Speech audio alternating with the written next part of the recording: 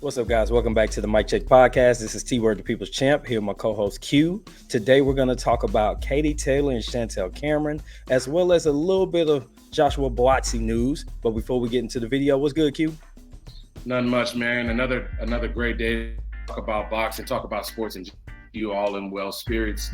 Got a lot of great fights coming up and a lot of breaking news to get to. So, I'm excited to get to chat with you about it. For sure. So let's go ahead and get started with that Katie Taylor and Chantel Cameron stuff. We've got Eddie Hearn on the screen here. So we're going to play a short clip for you guys to kind of get caught up to what's going on. And then we're going to discuss right after. Go ahead and cue it, Q.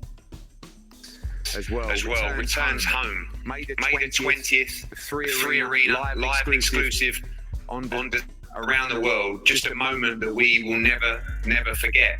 And I think her toughest challenge yet. We all know that the Amanda Serrano rematch was made. Amanda Serrano got injured. We talked about the possibility of waiting for Amanda Serrano, and that wasn't an option. In Katie Taylor's mind, May the 20th was set, and it was an opportunity for her to return home, something she's always wanted to do. She stepped up, in my opinion, for a tougher challenge. This time against the reigning undisputed 140-pound champion Chantel Cameron. Someone that we've worked with for a long time, someone that I know has been desperate for a chance to fight Katie Taylor for a long time. People in boxing have always said how good this fight was. People have always said, I don't think Katie Taylor will fight Chantel Cameron. It's too dangerous. How big are the rewards? But for Katie Taylor, the rewards are huge because it's about legacy. It's about becoming a two-division world champion, undisputed champion. And for Chantel, it's about the biggest fight in women's boxing.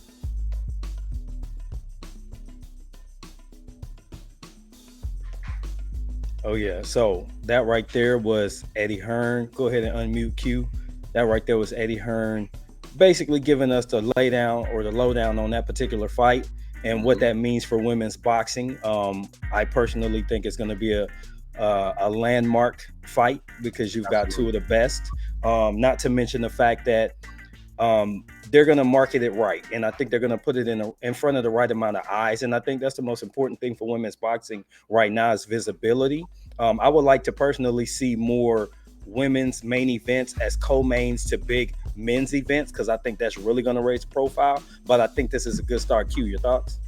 Yeah, man. This is a fight that a lot of UK fans have been talking about for a long time. And anybody who's a true boxing fan that watches the sport, not only on the women's side, they understand how big this fight is because it's a pound for pound matchup, right? We live for those moments in boxing where fighters from different weight classes that have, sealed their resumes, so to speak, fighters as historically great fighters come together for monumental. This is a matchup that really has been brewing for probably the last 3 or 4 years, ever since Chantel Cameron did go ahead and sign a long-term deal with Matchroom and Eddie Hearn, along with DAZN. This was the fight that was kept in the back of her mind, I'm sure. And for Katie Taylor, I think it's a really big credit to her because she's taking a fight that, as Eddie Hearn has already said, could possibly be a tougher fight from a stylistic standpoint. It's certainly against a bigger fighter. It's at not a new weight, but it's at a different weight from what she's been accustomed to. So, credit has to go to her that she's willing to replace a great opponent with another great opponent in this matchup against Chantel Cameron. Oh, for sure. It's not a placeholder. This is just as dangerous of a fight, even though you would say maybe a little bit more dangerous because it's uncharted territory. You go back and fight Serrano, you've been there before. You know what to expect. There'll be some improvement, but you know what to expect. Going into this fight, you're looking at some things. It's like, okay, let's see what she's going to bring to the table. So I think it might even reinvigorate her to go a little bit harder in training because you want to maintain your level and your standard of excellence against uncharted territories. And I think that's going to be really important for her. Definitely going to be looking forward to it. Yeah, 100%, man. If you just look at the style matchup, you've got a pure boxer against a boxer puncher, which always makes great fights. And you're talking about Chantel Cameron coming off arguably her best performance of her career, beating Jessica McCaskill in a decisive fashion to become the, officially the undisputed queen at 140 pounds. The one thing that I think that Katie can, lean on is that while this is an uncharted territory from the fact that she hasn't fought an undisputed fighter like herself before, who has the same credentials as her as far as, quality wins are concerned. But what I will say is that she's been at 140 pounds. A lot of people forget that. We mentioned that in previous conversations that she's fought at 140 and actually won the WBO world title at that weight before hitting it, before moving back down to 135 pounds a few years ago. So I'm just really excited for this matchup, not only for this matchup, but for the undercard as well, because you're going to get a lot of great fights on there. Eddie loves to create a lot of fights on the same kind of cards as best he can from a logistical and financial standpoint. And this is one of those cards that you're going to want to watch from top to bottom. And from what I've been told, because of the long stint that there has been since there's been a major fight in Ireland, you can expect a raucous environment to be there, because for sure, they don't get these kind of events very often. And the fact that this kind of event is going to be coming there, I think all of boxing will stop to watch this fight. For sure. It's definitely going to be something great to tune into. I'll definitely be watching, of course, pretty much like every weekend. If it's on, I'm watching. So we definitely going to get to it. All right. So Joshua Buatsi, I'm going to throw this one to you because you've been tracking this topic much more closely than I have. So I'm going to throw it to you and let the people know what we got going on and kind of give them the background of the situation. Yeah, I mean, it's a tough situation to really call down the middle at this point, because all you get to hear is two sides of a story. And if anybody will tell you,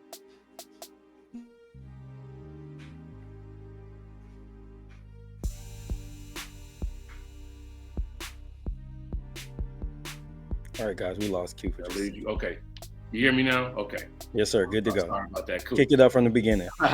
So, yeah, man, I mean, there's two sides to a story.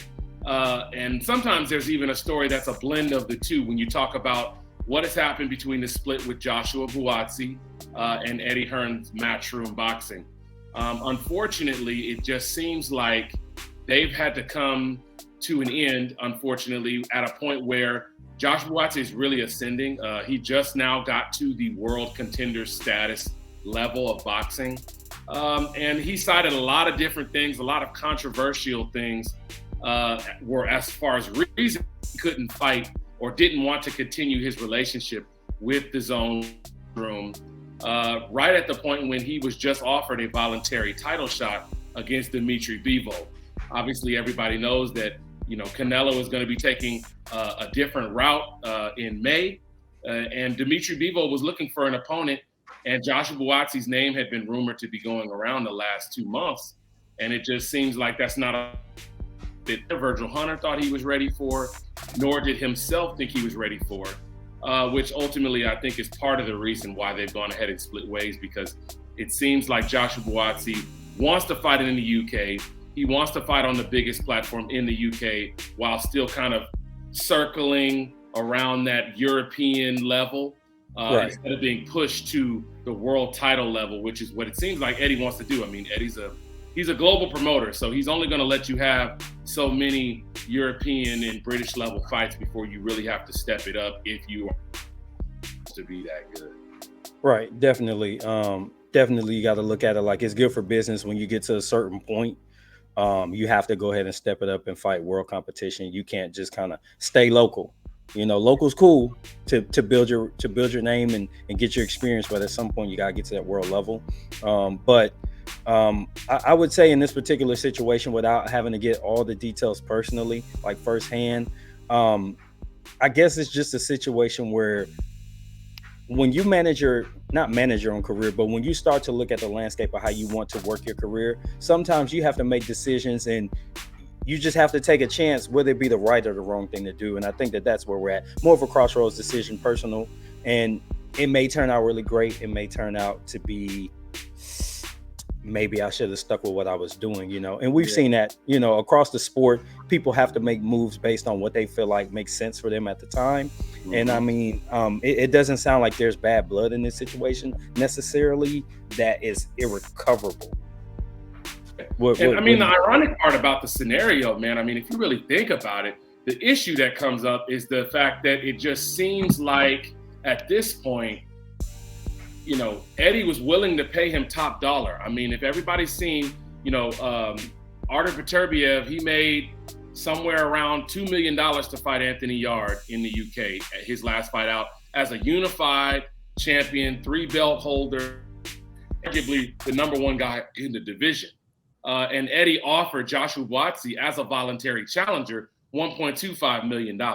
So if we're talking that, I mean, that's something that seems really difficult to pass up, but I actually was able to go ahead and pull this up really quickly just so to get his take on it, just because it is something that we want to hear directly from the horse's mouth. So let me pull this up really quickly, because I think, honestly, in my opinion, it's an unfortunate situation that's happened, because I think that they were kind of a good match for each other, but it just seems like at this point, they have different ways of wanting to get to the world title level. I think Eddie would push him on a little bit quicker, but it seems like that's not something that that Josh is willing to do at this point. You guys can go ahead and take a look. Just give me 1 second to pull this in. Yeah, and I'll kind of wrap up what I was saying about that too. As long as there's not what sounds like there's no bad blood, it could be one of them situations where, hey, I'm going to move in this direction. I'm going to figure out kind of what makes sense for me, and then maybe we circle back in a few years or whatever the case may be. But yeah, we're ready. Go ahead and cue the clip. Why Sky Sports? I think I want everyone here to be able to sit at home and say, you know what, we're actually boxing today. If we're not going, we know what channel to turn to. I'm not going to tell you to download an app, to type in your email, your bank details, type in a TV channel and you can watch me fight. There that, you know, a lot of his last 3 or 4 fights have been on DAZN, you know, a platform that's not a cable network. Ironically, here's the funny story about that. The day that they had that press conference was the day before DAZN announced that they actually were going to have a cable network channel in the UK. And obviously, Joshua Buatsi was not privy to that information. That probably was put out as a little bit of spite from the Matchroom and Eddie Hearn side of things to do that the day after he's announced that he's going to be going to Sky Sports, going to Boxer at a time when Eddie Hearn, quite frankly, wanted to keep him. He wanted to keep him. He wanted to put him in that world title shot because he knows how big of a fight that would have been, not only for the UK audience, but as a global event, because American fight fans know who Joshua Buatsi is at this point. He's fought on the Loma undercard. He's fought on Sky Sports, and you know, he's fought actually in America. He fought on Anthony Joshua's undercard when he was in New York against Ruiz. So, yeah, man, I mean, it's a complicated situation, but ultimately what it comes down to me is that Virgil Hunter and Joshua Buatsi don't believe that they are a definitive favorite against Artur Beterbiev or Dmitry Bivol at this point. So they are willing to wait in line to get a shot further down the line once he's either done more developing or the belts have gone vacant. And it doesn't matter how much money Eddie Hearn was willing to offer them. They just are not willing to risk their O at this point on a title shot. Absolutely. So, guys, we're going to leave it right there. Love to get your thoughts. This has been T and Q for the Mic Check Podcast. Until the next time we are out, we'll see you on the flip. Peace.